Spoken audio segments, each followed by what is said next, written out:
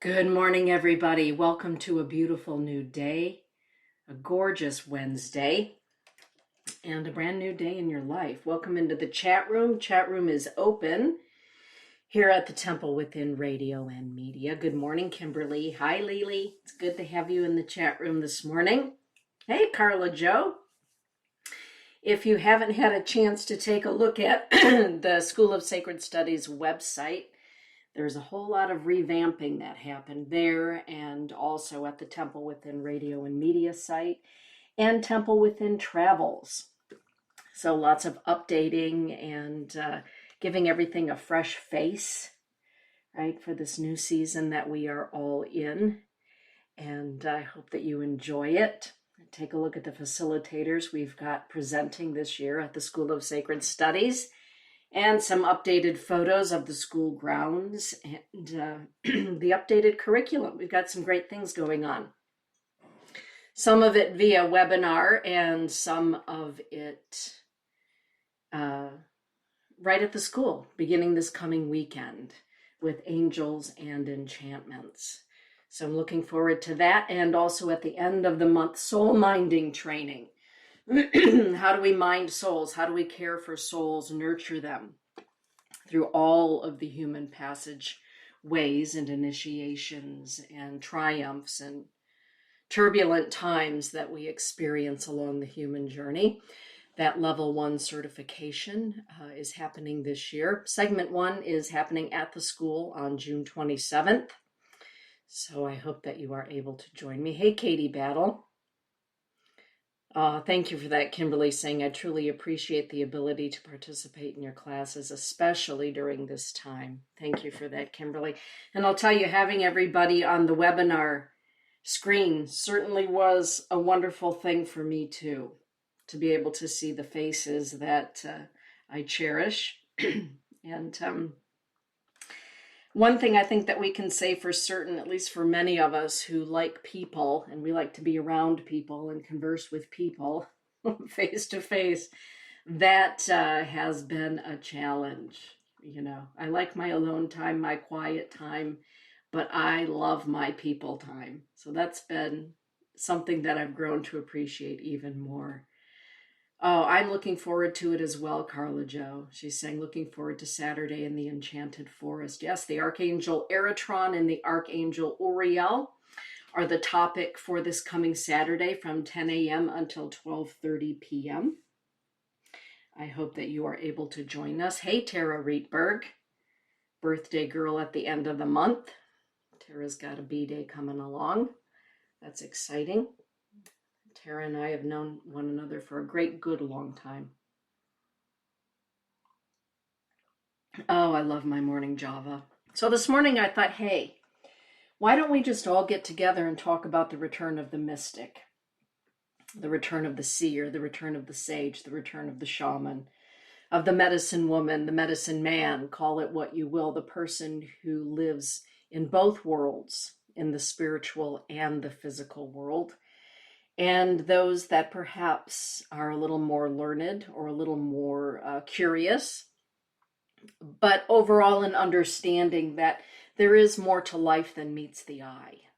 And frankly, what's meeting the eye for a lot of people on social media, in the news, you know, what's going on, some of it is not very pleasant to the eye. The physical eye, it's not very pleasant to the ears. It's not pleasant to the heart. It isn't. It's very unpleasant. It's very challenging. It's very heartrending at almost every turn. But what about the mystic? And what about the way the mystic sees or feels or perceives what is going on around us in the physical world? I happen to believe if it's going on in the physical world, there's also something of that same nature going on within us and within the non-physical world. I think everything is related in the seen and the unseen worlds, both in our bodies, out in the air that we breathe, the ethers, in the elements, as well as in the physical world of touch and smell. Hey, Lady Hawk, what does the mystic perceive? And why is this the return of the mystic? the return of ancient thoughts, ancient practices, ancient ways of being. And why is that necessary? And does that mean then we're going back to the old ways, to the old ages? Well, I thought we could talk about that for a minute. I believe that the mystic, the one who is at least is trying to understand the mysteries of life, right? At least trying. I don't think there's anybody who knows everything. I certainly don't. Hold on just a moment, everybody. I certainly don't know everything, and I'm always trying to explore and educate myself and maybe learn some more things, change my ideas or my viewpoints. But understanding the mystery or what's going on behind the scenes, as they say, beyond the veil, I think is important in order to keep balance, to keep things in check. It wasn't that long ago, really, in the history of humanity, where people of the village would go to the seer, to the oracle, to the shaman, the priestess, right? The one who was known to understand the mysteries more, or that walked in both worlds, to find out, so what's going on? We're seeing the outward expression of something larger that's going on in the unseen world. What is going on? How do we make sense of it? How do we find the light at the end of it? Is there light at the end of it? And what do we do with that light once we find it? And I believe that those people, the mystics of old and the mystics of new, many of us are, I believe, those very same mystics of old who have come back at this time. But I think there's one difference. I am one of those people who truly feels that the universal truths, right, the ancient truths that are the cogs in the system of the universal oceans and seas of magic and life, those truths remain the same. But I do believe that our understanding of them over time grows. And when our understanding of it grows, the way that we practice, the way that we walk in the world, grows along with the deeper understanding or the broader understanding. Bringing the ancient truths into this day, into the here and now, is necessary. I know in my own practice, in my own family, people ask all the time, but especially now, what is going on? Dana, what is going on? Are we going to be okay? Why is this happening? What can I do from my home? What does this mean for me? All of those human questions. One of the most, I believe, ancient truths that many people right now are coming to understand, or at least trying to understand, maybe educate themselves or re-educate themselves to, hey, Jessica, is that we are related to every single thing in the constellations. We do not do anything in a vacuum, any of us. That's an oldie but a goodie, right? That's an oldie but a goodie. In the pantheon of mystical teachings, we are all related. We are all related. The other day, Todd and I were relaxing out back after a long day of work and things, and I asked him to do a demographic study of the people on the planet, right? Which color do they come from on the medicine wheel?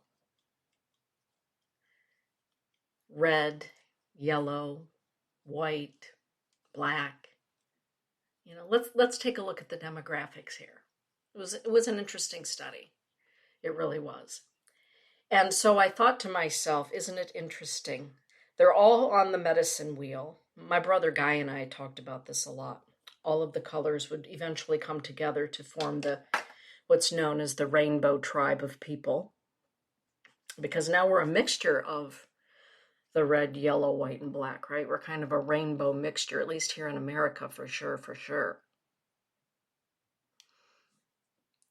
And taking a look at the demographics, and the one, demographics aside, the one remaining fact is we're all having this human journey. And I thought to myself, how magnificent, speaking of the number of people that we all chose to be here at this time, to elevate, I believe, the consciousness of beings who live on the earth. I don't believe that Grandmother Earth needs a raise in consciousness. I think she's a pretty smart cookie. But what about those who inhabit her? What about the energy weave around her, caring for her? Which then got me to thinking, hey, Janet Smith. Hey, Del Marie. Hihane Washte. Then it got me to thinking, as we were looking at the demographics of the people, the colors of people on Grandmother Earth, and all of this fussing and fighting and raising of voices to something that just, to me, it seems pretty obvious, right? We are all related. We're all one.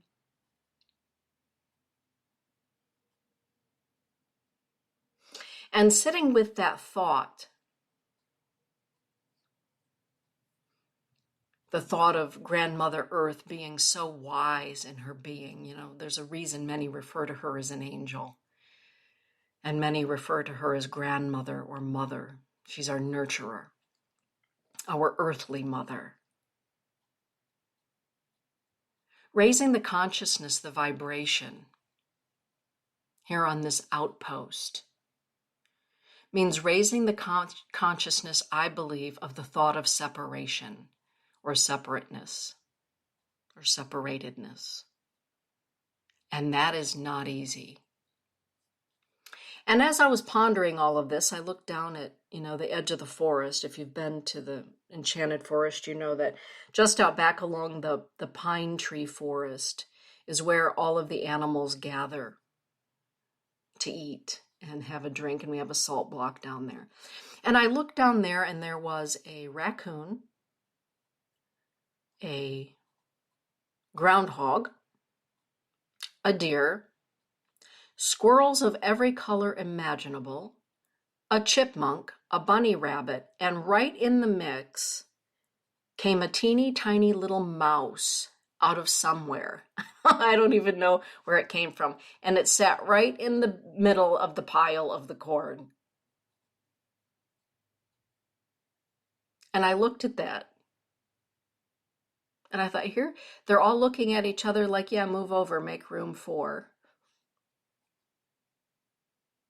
All at the same dinner table, drinking from the same water trough that we have, licking from the same salt block, eating from the same table, then going home, up in the trees or under the ground or whatever.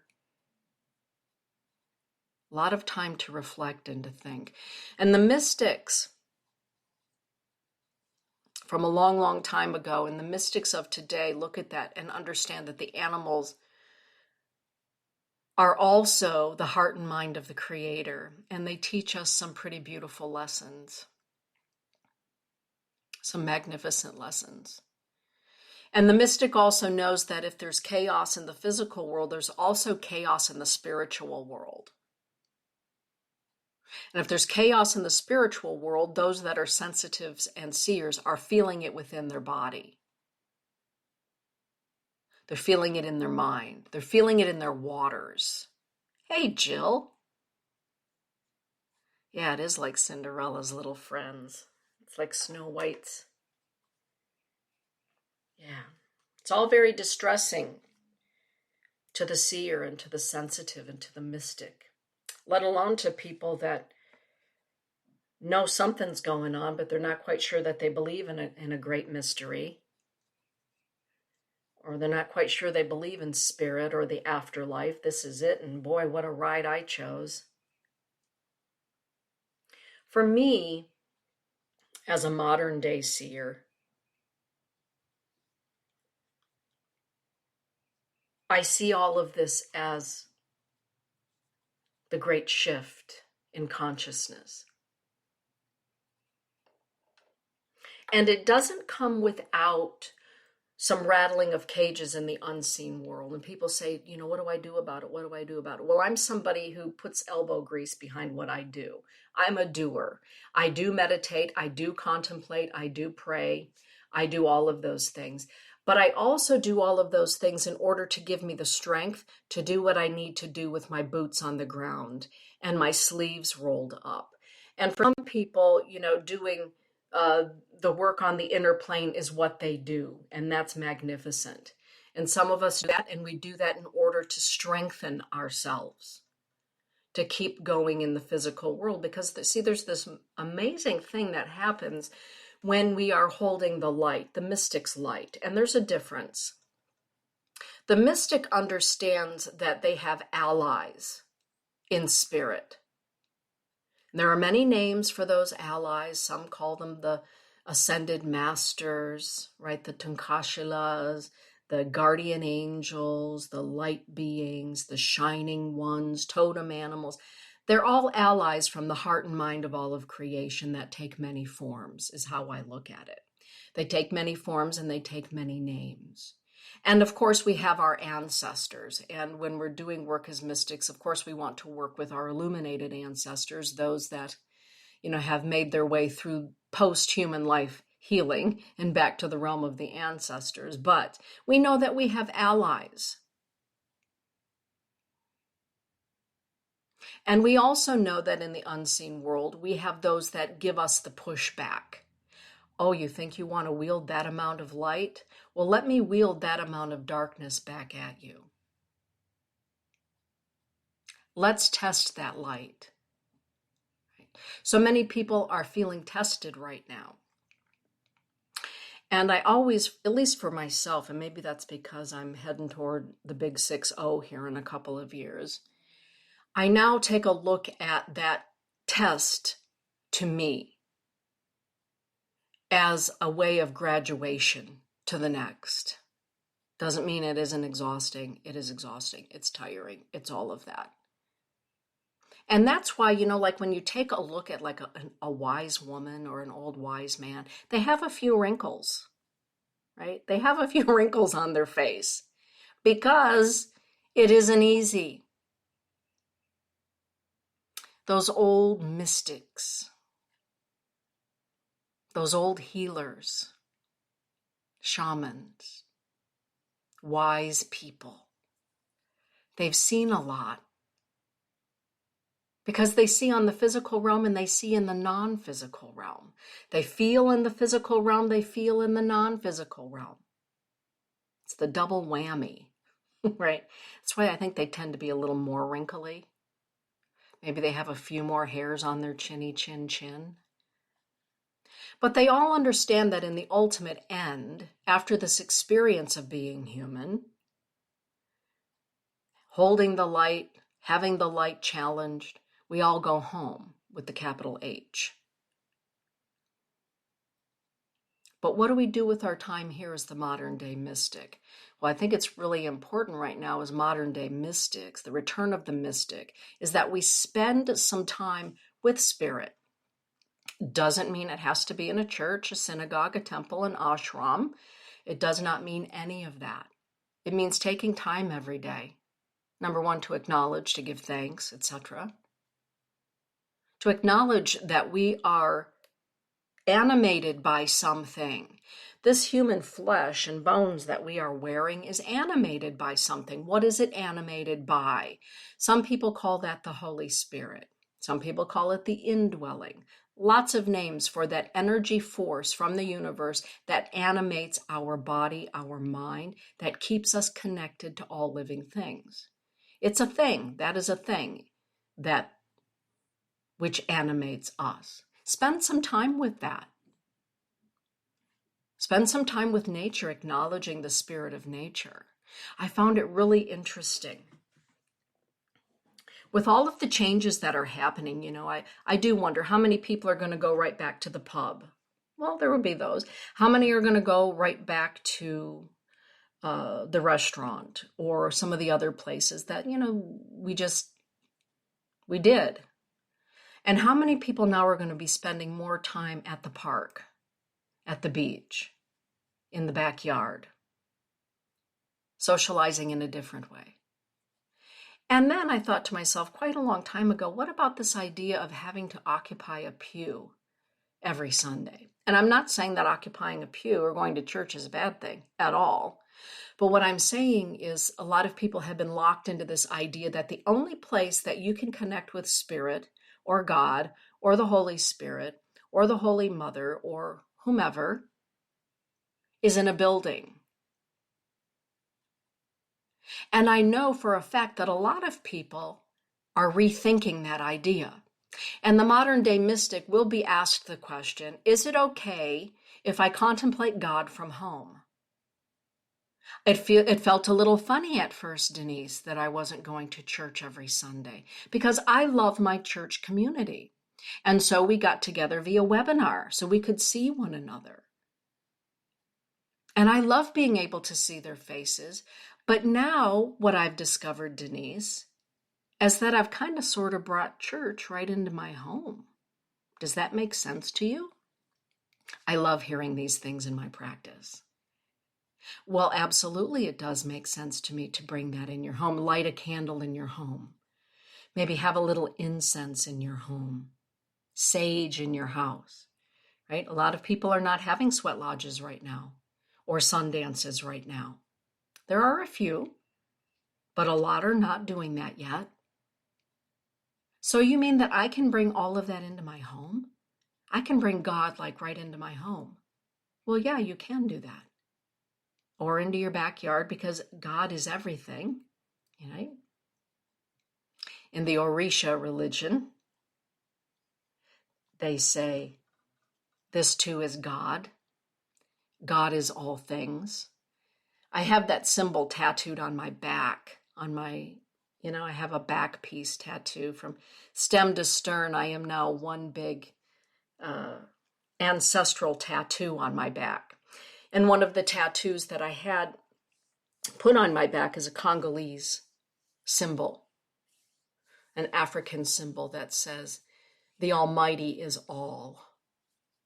I was taught that growing up, that God is in all things, even if they don't move on 2 feet, right?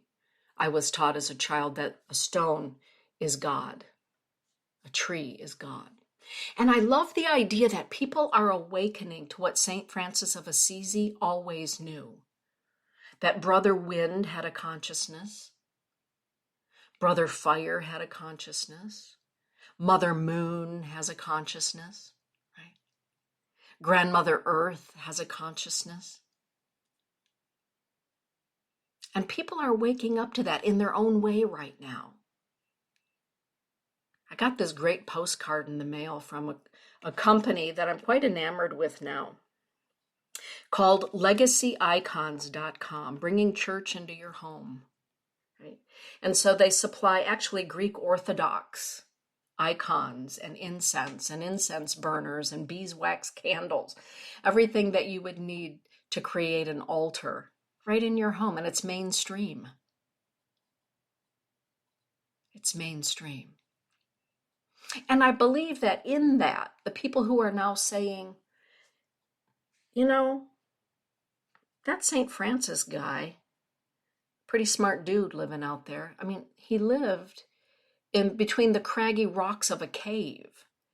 Little tiny church. St. Francis of Assisi did not like having his church in a building. He was so opposed to that because he felt that God was everywhere. And so he chose to live outdoors. And I've been to the place where he lived. I walked in the craggy cracks. Lily, you were there with me. Tara, you were there with me. We walked in those spaces. God is all things. The Almighty is all. That consciousness that illuminates, that gives birth to the divine feminine, the divine male.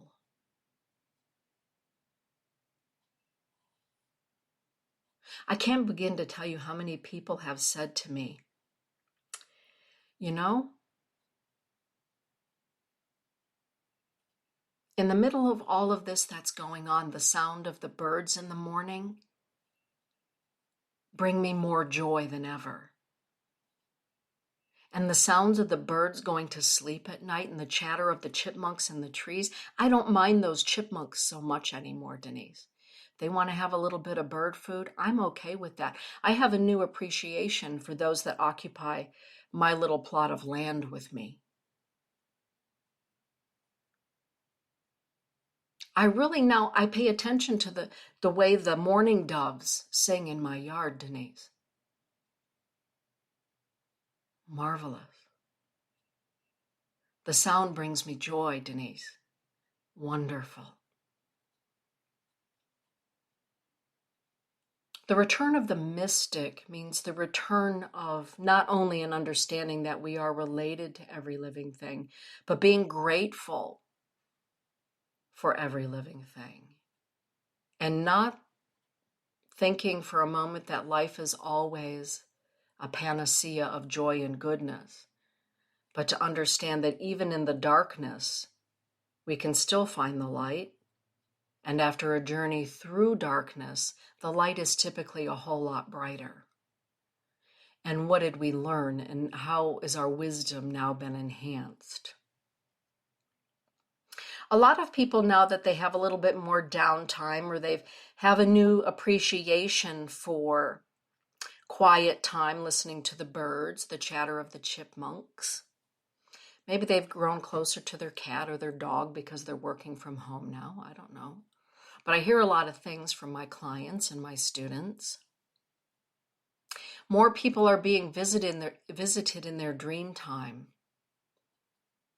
in their prayer time, in their quiet time, by spirit.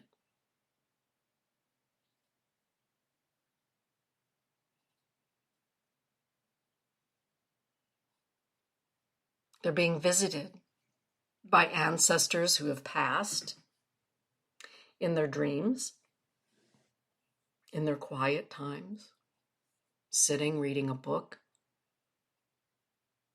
I had a woman just the other day, a client, say to me, Denise, in all my years, I never would have thought I'd be one of those people who saw a ghost. And I said, well, what do you mean by that?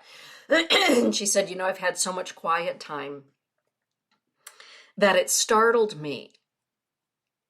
When I looked up from my chair, I was reading, and I could see my mother standing in front of me.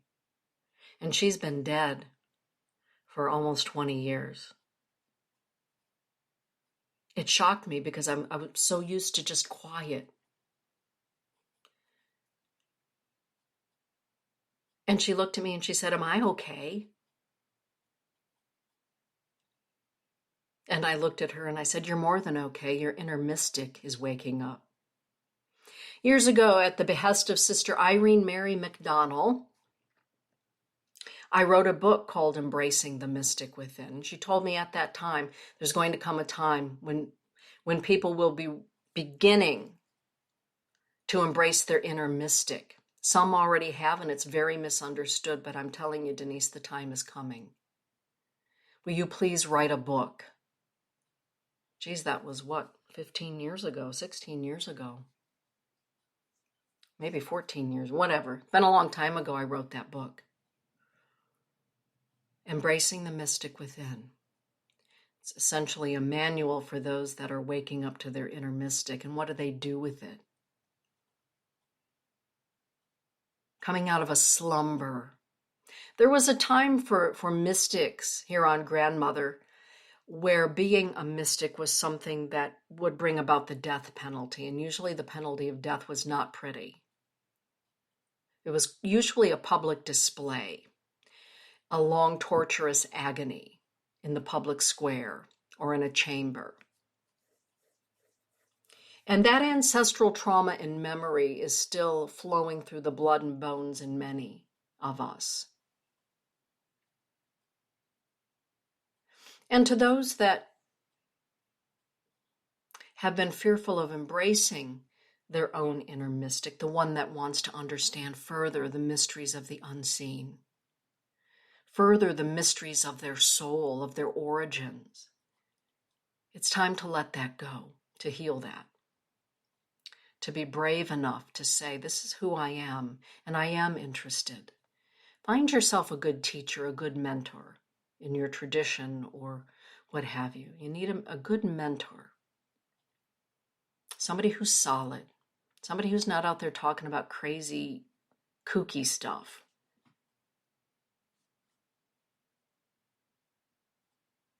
And allow the inner mystic to unfold in a good way. Know that you will be challenged, just like with anything in the unseen world. The great news about all of that, though, is that love does always win, and so does the light. Always pierces the darkness, always. And usually, when we get through something like that, we think, geez, and I was afraid of that? The burning times, yes. Oh, thank you, Janet. I appreciate that. I took great care in writing that book, Embracing the Mystic Within. I had an entire newsroom editorial staff working on that with me, and ultimately edited by our business editor, along with, of course, Sister Irene. An entire staff of journalists, think about that, editing that book, Embracing the Mystic Within. Some people don't even like that word mystic, right? The one who has visions. Well, I think we can all have visions if we give ourselves 5 minutes to do so, right? Metaphorically speaking, to get quiet, to get peaceful.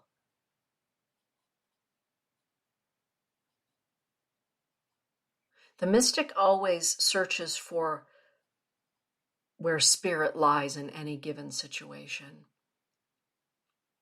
The mystic knows that to everything there is a season. Ecclesiastes, right?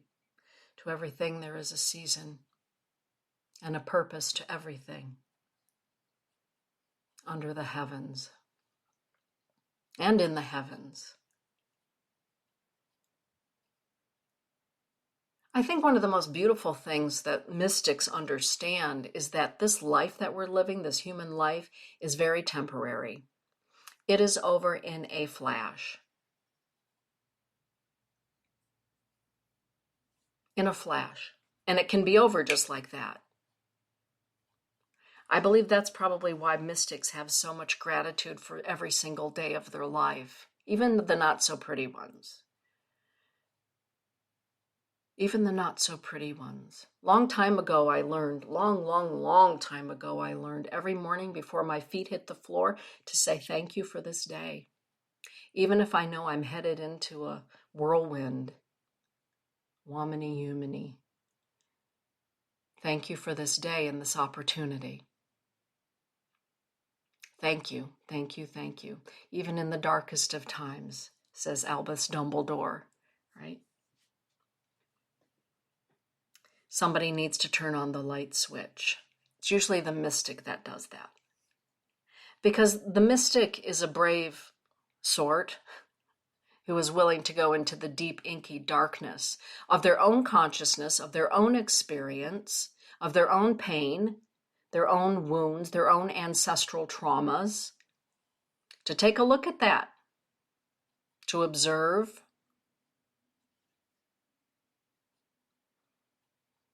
and act upon that.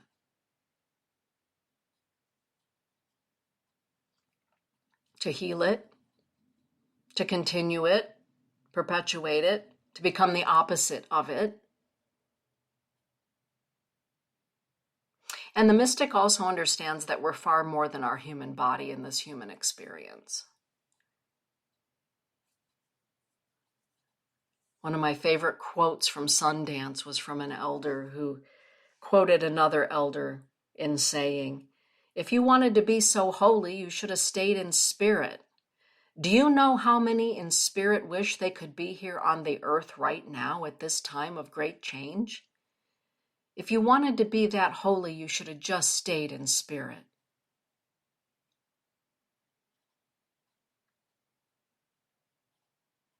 When people ask, how can the Dalai Lama smile all the time after all that he's been through? How can Mother Teresa find the good after everything she's seen? It's exactly what that Native American, that Lakota elder said.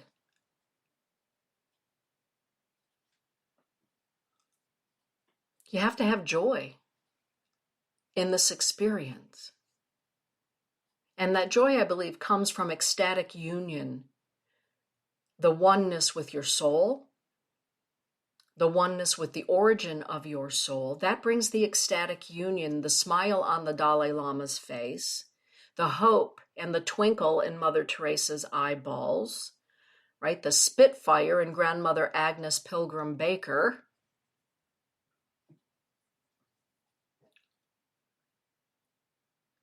To say, even in this,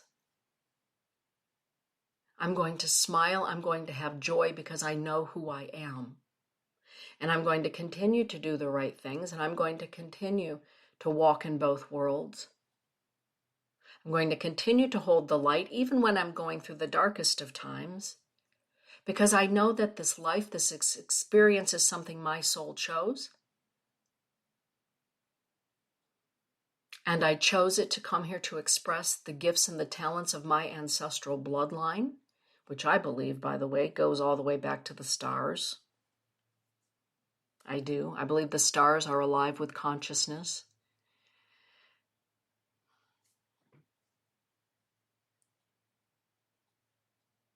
And it doesn't mean that the Dalai Lama has not ever shed a tear or been anguished, or that Grandmother Agnes Pilgrim Baker never got mad, because she did, which is the reason why Squaw Mountain is now called Baker Mountain, right? Grandmother Agnes, she was a Spitfire. And she called her local government, right, her governor, to task. Educated those people too in power, helping them to understand what that word squaw references, what it means.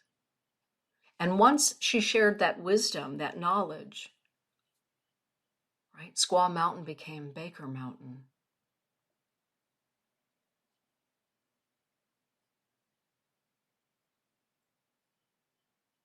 Another thing that I love about mystics, hey Laura, is that they don't have to stand on a street corner with a bullhorn, right? Yeah, Laura's saying the more you know. That's right, the more you know, the less you know. The more you need to know. The quest is eternal for the mystic. The quest is eternal until we find ourselves back home with a capital H, right? And we sign up to do it again. But the modern day mystic, and usually the mystics of old, for the most part, I mean, there were a few that rattled cages out on street corners, but for the most part, mystics do their work very quietly. And it doesn't mean that they do not affect the world in marvelous ways, but it's a very quiet practice. It doesn't require center stage anywhere. It requires a deep understanding of our origins and our greater purpose.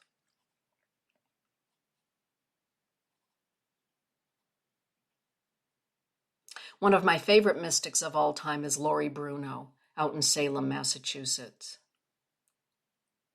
I love that woman. She's the hereditary high priestess, a 9th generation Strega witch, and one of the most loving, fun, charismatic human beings I've ever met. And I'm certain that her soul and mine are long, long, long friends from long ago. Laughter, poetry, prose, doing her work in the most magnificent little shop in Salem, Massachusetts. What, she just turned 80 years old. The Church of St. Michael the Archangel.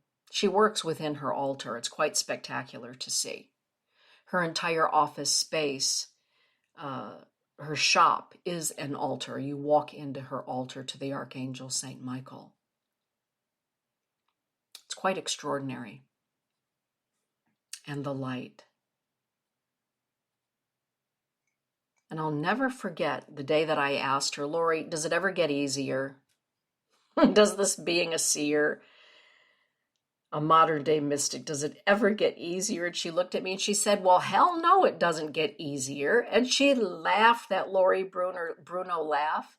And she said, no, it doesn't get easier, because you've got to remember, the same degree of light that you wield will always be matched by that same degree of darkness that's going to test you. And it's just a test, remember that. The light always wins, love always wins. I love quoting that because we can forget that, can't we? Del Marie is sharing. Hey, Lady Hawk, have a great day. I remember my dad saying, competing to be holy. When we have that sacredness within us, we just have to find it within ourselves. Yeah, finding it within ourselves. That's what the mystic does. First finds the holiness within themselves, even in being the humanness, right? That's sometimes where people get caught up. Well, how can I possibly be holy if I did X, Y, and Z in the 70s? Well, a lot of people did X, Y, and Z in the 70s, right? And it's an experience of being human. Well, what about what I did in 1992, Denise? I think that excludes me from the Holiness Club. We're talking about something different here. We're talking about sacred origin and the holiness of our sacred origin, and making space for holy, making space for sacred. A lot of people right now are just discovering they can bring sacred out of four walls and bring it into their home. Exploring being in charge of their religious experience that soon becomes a spiritual experience. There's a lot of that going on. A lot of mystics saying, oh, this feels very familiar to me, right? Lighting that candle, lighting that incense, burning that sage. My soul feels very familiar with this. And you know, Denise, there's something funny now that happens when I light the candle, now that I've kind of had to bring church into my house. It's like when I light that candle, I want to say a few words, but isn't that what the minister is supposed to do? Isn't that what the priest does? Well, the priest is a human being who went through theology and yada yada, and but the priest is human. The priest has a soul. You're human. You have a soul, an ancient soul. Let your ancient soul speak when you're lighting that candle. Lighting the candle and speaking words, lighting the candle and burning, or lighting the sage and saying some prayers, that should always just come from your heart.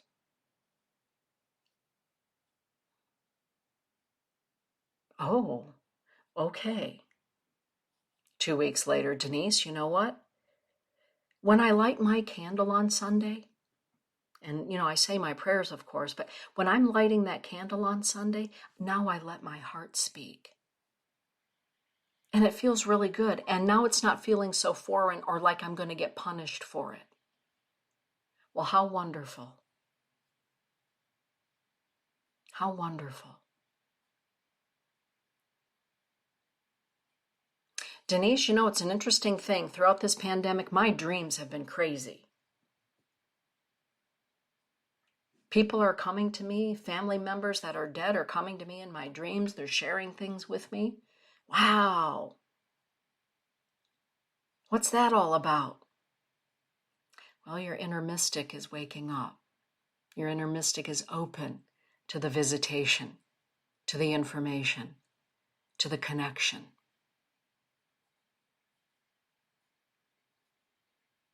Hmm.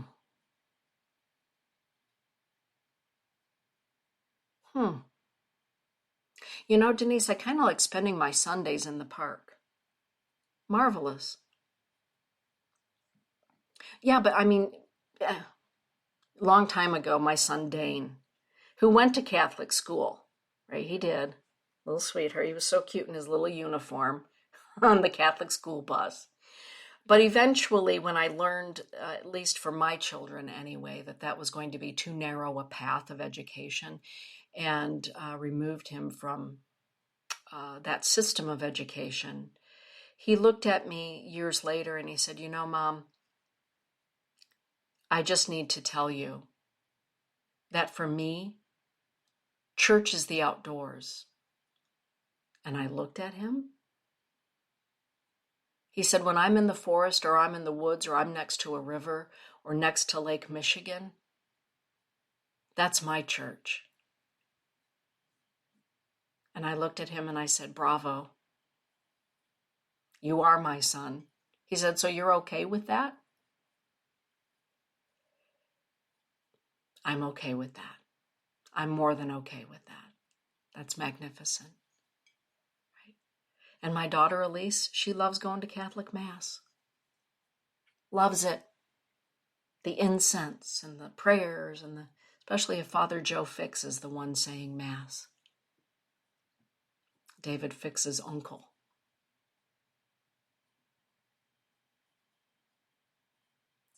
And I'm okay with that too. For her, God is in the smells, it's in the chants, it's in the songs, it's in the community. It's in the Latin language.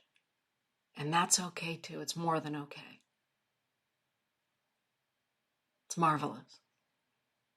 And I have friends that go to ashram, that go to temple, that go to synagogue, that go to sweat lodge, go to inipi.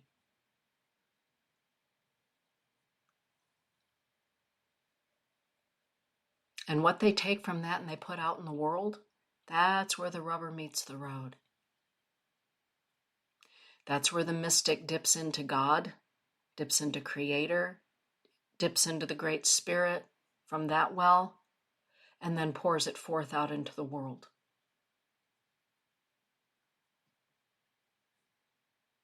Holding the light, shining the light. And the mystic has returned. The mystic is returning and will continue to return and will not ever go away again, will not ever hide again. That is the 8th fire prophecy. That is the return of the white buffalo calf woman. That understanding of the weave, as Amantha Murphy would say. With that, everyone, have a magnificent day. Spend some time in quiet today, tomorrow, the next day. Connect with your soul. Connect with all of creation. Take a moment, give gratitude, and most importantly, keep on shining your light. Blessings be, everybody.